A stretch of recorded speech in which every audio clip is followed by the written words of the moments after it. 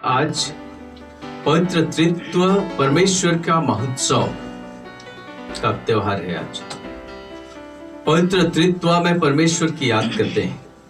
इस पर हम थोड़ा चिंतन करेंगे। पिता परमेश्वर, पुत्र परमेश्वर और पवित्र आत्मा परमेश्वर,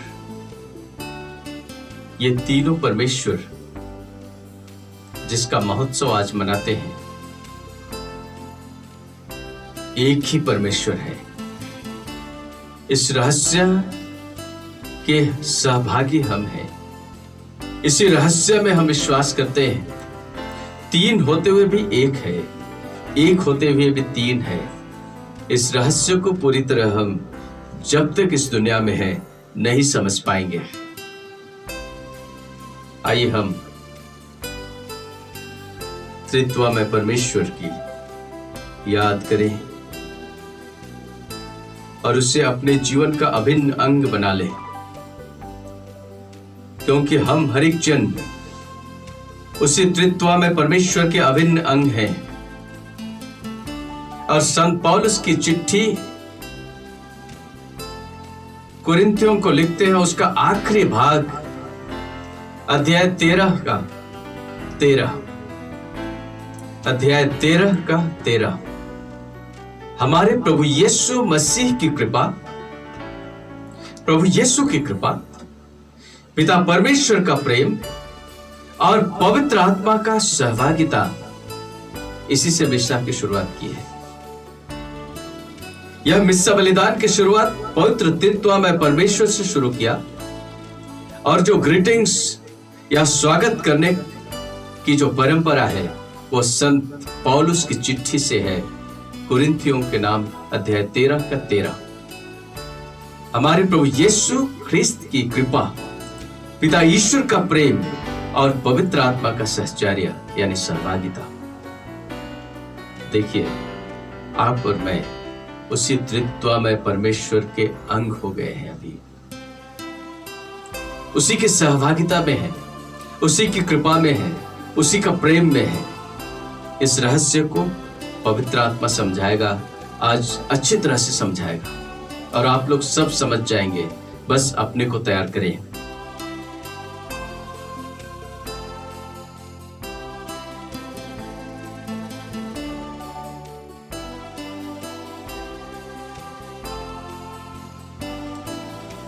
पवित्र त्रित्व का पर्व के दिन हर उपदेशक का पसीना छूटता है।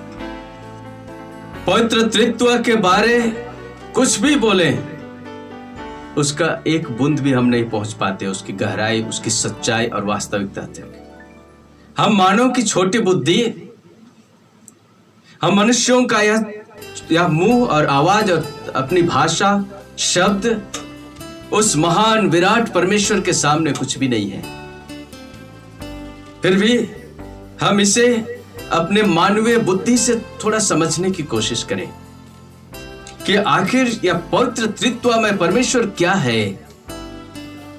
पवित्र बाइबल से मैं एक भूमिका देता हूं, उसके बाद यह पवित्र त्रित्व में परमेश्वर आपके लिए और मेरे जीवन के लिए क्या मायने रखता है, उस पर हम चिंतन करेंगे। वो सबसे ज्यादा महत्वपूर्ण बात है। धर्म ग्रंथ में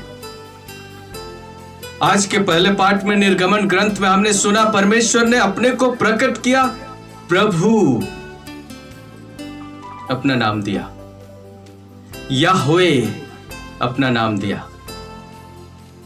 मूसा को जब बुलावा हुआ तब मूसा को भी समझ में नहीं आता था कि वो आवाज क्या है, जलती हुई झाड़ी क्या है।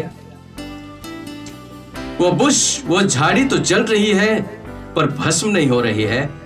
और वहां से एक आवाज आती है, आखिर वो है कौन? ये बात करने वाला वो व्यक्ति ही हो सकता है। वो कौन है? उसने पूछा तो उसने कहा, I am who I am.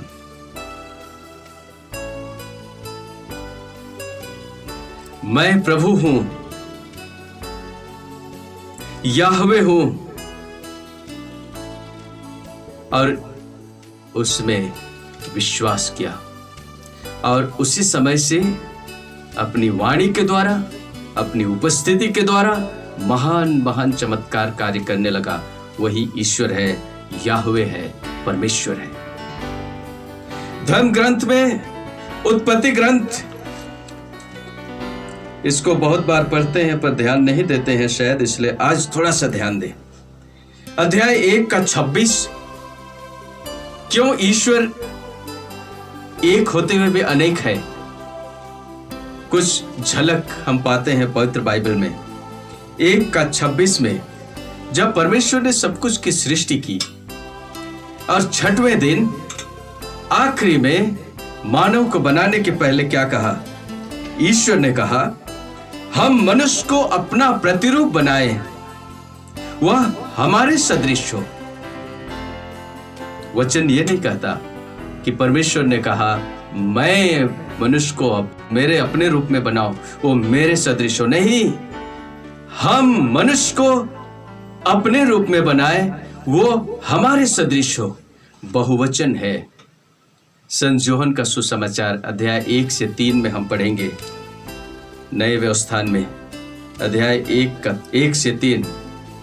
संत यूहन्ना का सुसमाचार अध्याय 1 का 1 से 3। आदि में शब्द था, वह ईश्वर के साथ था। देख रहे हैं, आदि में शब्द था। यह किसको कह रहा है? प्रभु यीशु को। वह किसके साथ था? ईश्वर के साथ था। उसी ईश्वर के साथ जो ईश्वर मूसा को प्रकट किया और कहा मैं प्रभु हूं, मैं ईश्वर हूं। वह आदि में जो शब्द था, यीशु था, वह ईश्वर के साथ था। वह आदि में ईश्वर के साथ था और वह ईश्वर था। वो बड़ी बात है यहां समझने के लिए। ईश्वर के साथ था यानी उससे छोटा था नहीं, वो ईश्वर था। उसके द्वारा सब कुछ सृष्टि हुआ, उत्पन्न हुआ। उसके बिना कुछ भी उत्पन्न नहीं हुआ। यानी कि प्रभु यीशु ईश्वर के बराबरी में है। उसी के द्वारा सब कुछ उत्पन्न हुआ, उसके बिना कुछ भी उत्पन्न नहीं हुआ। वो ईश्वर के साथ था, वो ईश्वर था।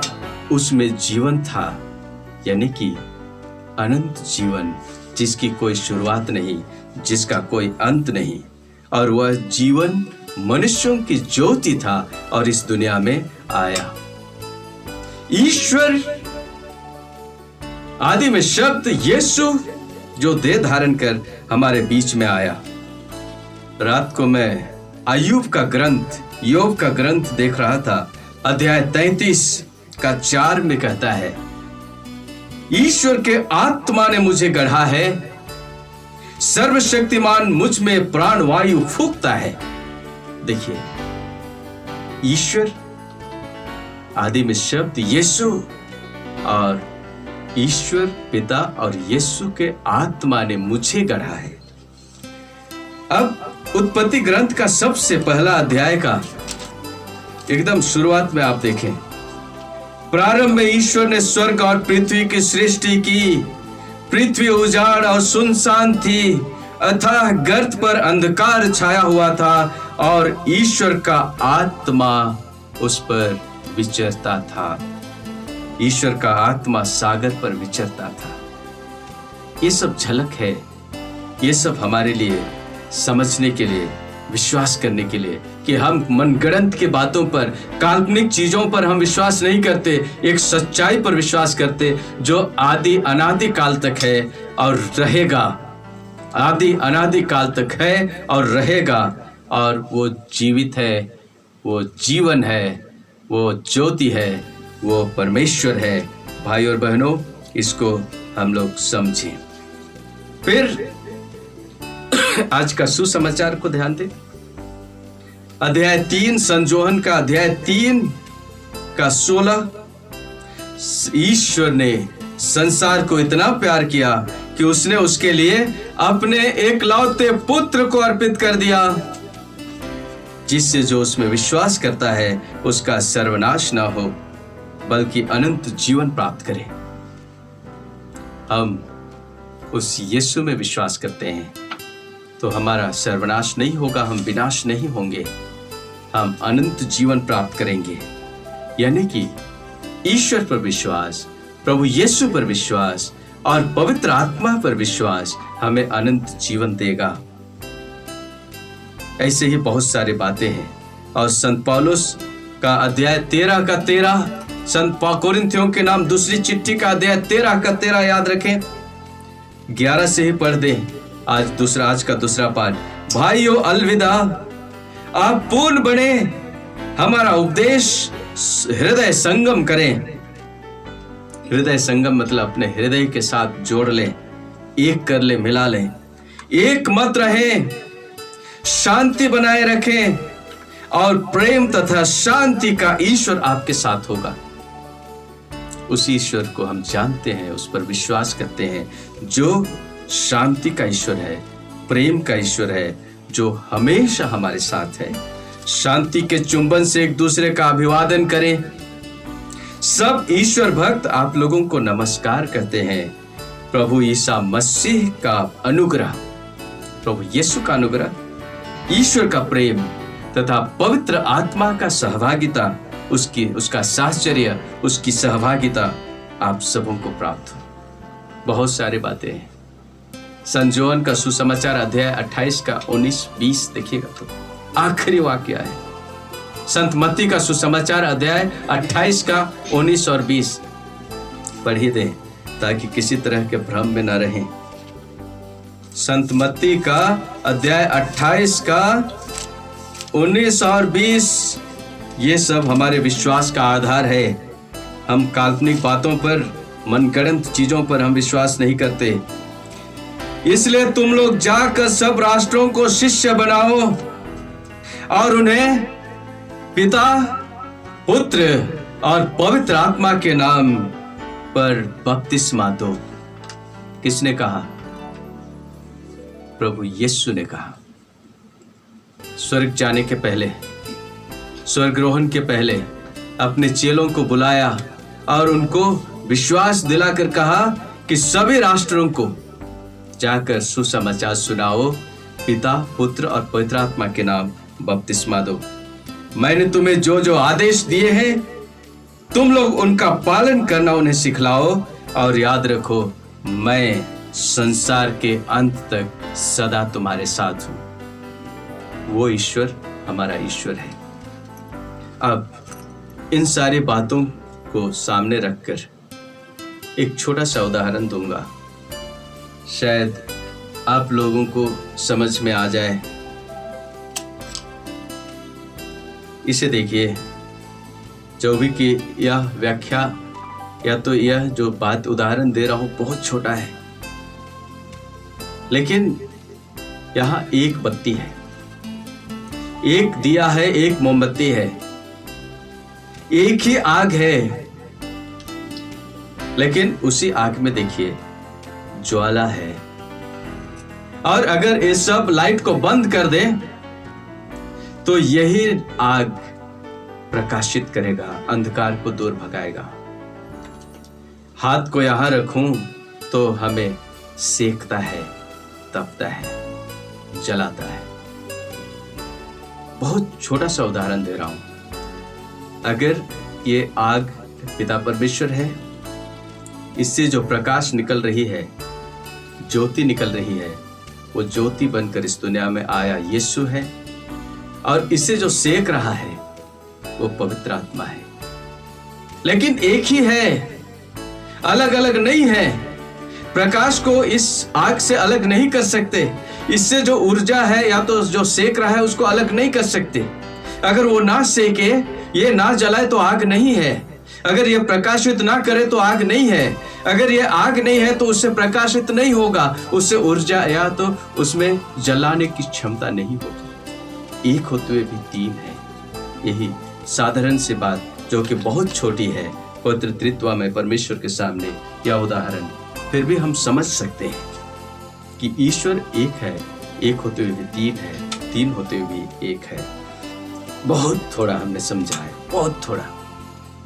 हम ज्यादा समझने की कोशिश ना करें, बेहतर यही है हम विश्वास करने की कोशिश करें, क्योंकि यह विश्वास अपने बलबुते और पढ़ने लिखने से नहीं, पवित्र आत्मा से मिला है। उस विश्वास पर भरोसा करें और वह विश्वास हमें त्रित्वमय परमेश्वर से जोड़कर रखेगा। यह पहला भाग हो गया। दूसरा एपिसोड, दूसरा भाग, भाई और बहनों ध्यान से सुने। अब तक आगमन से लेकर के स्वर्गरोहण तक हम उस पर फोकस करते हैं, उन बातों पर हम चिंतन करते हैं कि ईश्वर ने मेरे लिए, आपके लिए, पूरी दुनिया के लिए क्या किया। मैं ये बात समझाने की कोशिश कर रहा हूं कि यह पर्व क्यों, पवित्र त्रित्व का रविवार क्यों।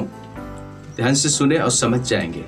जबकि हर रविवार पवित्र त्रित्व में परमेश्वर का रविवार है, लेकिन आज क्यों कलीसिया ने इस पवित्र त्रित्व को ठहराया? ताकि हम इस रहस्य को थोड़ा सा समझे, उसके सहभागी हों।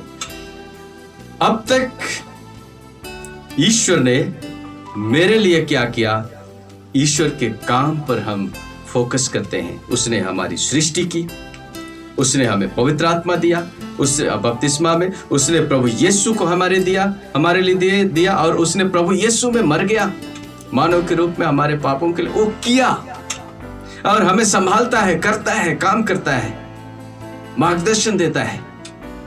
पवित्र आत्मा को भेजा, यीशु को भेजा और हमारे साथ है। वो हमारे लिए क्या किया अब तक।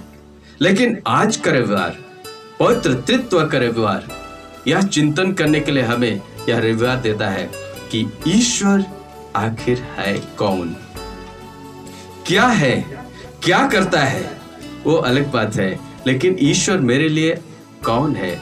Who is God for me? ईश्वर ने क्या किया मेरे लिए, अपनी जगह है, लेकिन मेरे लिए कौन है, इसको समझने के लिए उदाहरण, एक डॉक्टर क्लिनिक से वापस आता है और घर आते ही उसका एक छोटा सा बालक, बेटा या बेटी, दौड़ते हुए आता है, उसकी गोदी में लपक जाता है, डॉक्टर साहब मुझे दवाई दीजिए। और वो डॉक्टर साहब गोद में लेकर कहता है, मैं जो दवाई देता हूँ वो मेरा काम है, लेकिन तुम्हारे लिए मैं पापा हूँ, पिता हूँ। समझ रहे हैं मैं क्या कह रहा हूँ? अब तक ईश्वर ने जो किया काम था, लेकिन आज वो बताना चाह रहे हैं कि मैं तुम्हारा ईश्वर हूँ, तुम्हारा पिता हूँ, यानी कि एक संबंध। डॉक्टर जब दवाई देता है तो वो संबंध स्थापित नहीं होता, वो अपना काम करता है। ये छोटा सा उदाहरण है। ये ना समझे कि ईश्वर जो भी किया है, हमारी सृष्टि की है तो हमारा रिलेशनशिप, संबंध नहीं है, ये बात नहीं कह रहा हूं मैं। लेकिन ईश्वर के हर काम में हमारा संबंध और रिलेशनशिप है। लेकिन उससे भी ज्यादा ईश्वर हमारा पिता है और हम उसके बेटे बेटियां हैं प्रभु यीशु में। इसलिए वो एक संबंध है, एक रिलेशनशिप है। और वो रिलेशनशिप क्या है? आइए हम मनुष्य को अपने प्रतिरूप बनाएं, यानी कि पवित्र त्रित्व में परमेश्वर अपनी छाप, अपना इमेज आप में और मुझ में छाप दिया है। दूसरे शब्दों में कहूं तो आप छोटे से पवित्र त्रित्व हैं, मैं एक छोटा सा पवित्र त्रित्व हूं, क्योंकि उसी के प्रतिरूप, उसी के अनुरूप, उसी का इमेज में है। इसलिए ये बहुत रहस्यपूर्ण और सच्चाई है।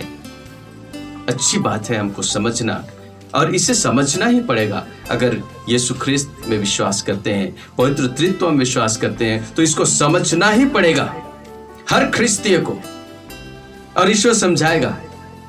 यीशु ने कहा ना, जब वो दूसरा सहायक आएगा तो सब कुछ समझा देगा। लेकिन ना समझ रहे तो वो भी नहीं समझा पाएगा। हमको समझदार होना है।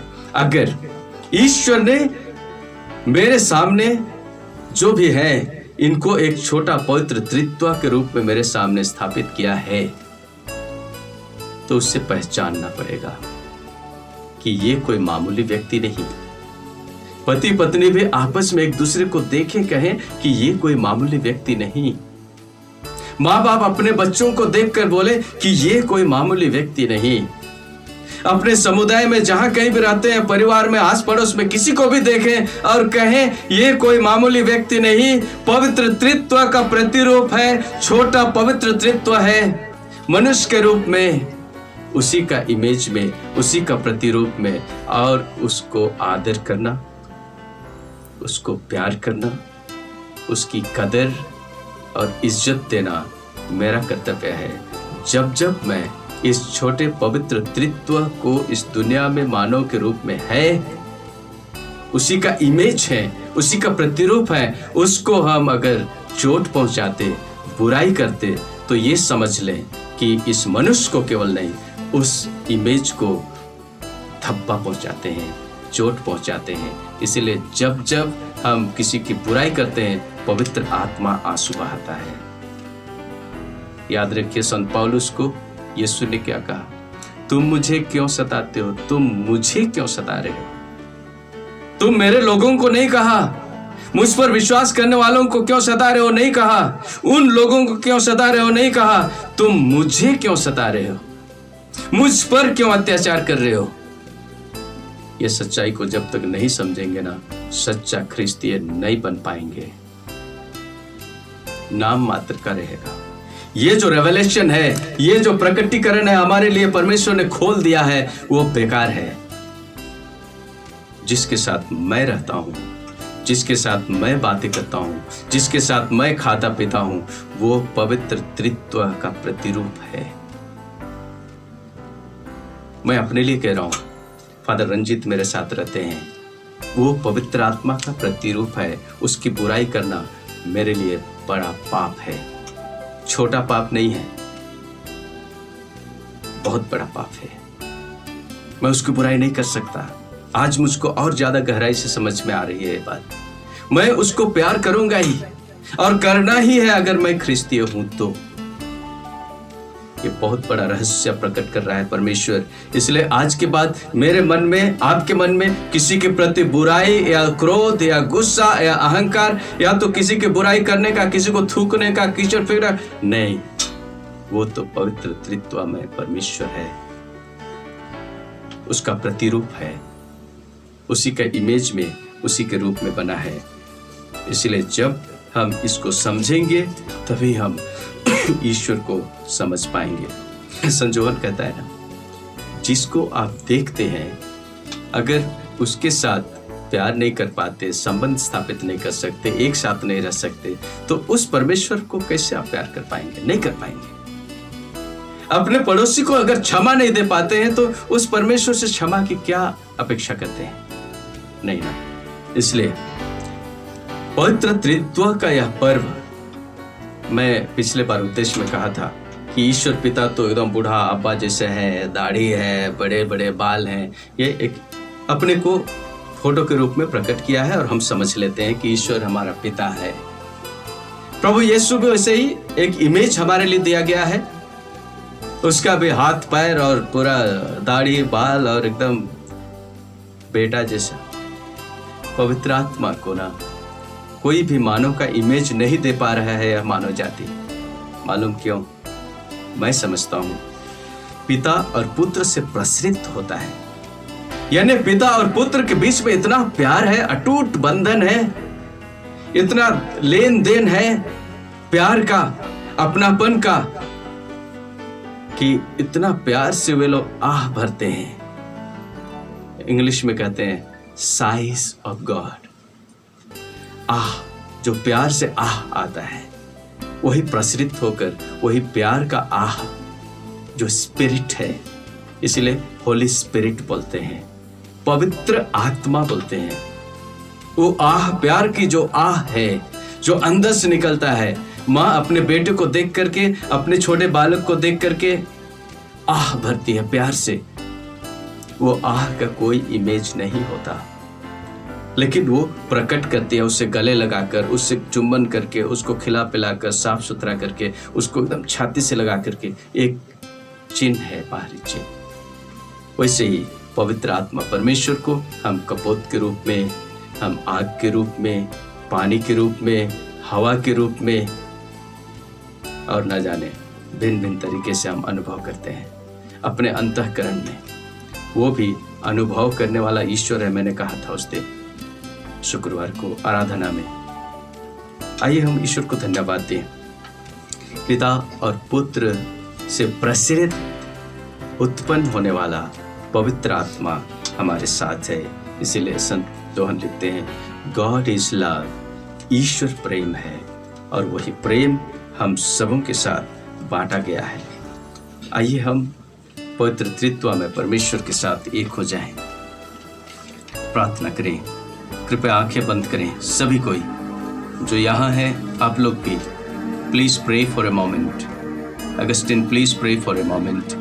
और म्यूजिक चलते रहने दें। सभी कोई जो हमारे भाई बहन यहाँ हैं, कहीं भी हैं, आंखें बंद करें और उस आत्मा को विचलित होने दें जो जल पर वो विचर रहा था। वही आत्मा अभी हम हर एक जन को जोड़ कर रखा है, अपने रहस्यों को प्रकट किया है। महसूस करें इस सुंदर म्यूजिक के द्वारा हमको प्रभु परमेश्वर के उस अंतरतम से जोड़ दे। हम प्रभु परमेश्वर त्रित्वमय परमेश्वर के साथ एक हो जाए, क्योंकि हम एक ही हैं, उसके प्रतिरूप में हैं। अपने ही पवित्र त्रित्वमय प्रतिरूप में ही हमें गढ़ा है, बनाया है। इसलिए आप बहुत महत्व रखते हैं। अपने आप को कहें, मैं प्रभु की नजर में सबसे उत्तम सृष्टि हूं, क्योंकि अपने ही प्रतिरूप में बनाया। मेरे आसपास जितने भी लोग हैं, सभी कोई उसी पवित्र त्रित्वमय परमेश्वर का प्रतिरूप है, उसी का इमेज है, और उनको प्यार करना, आदर करना मेरा सबसे पहला कर्तव्य है।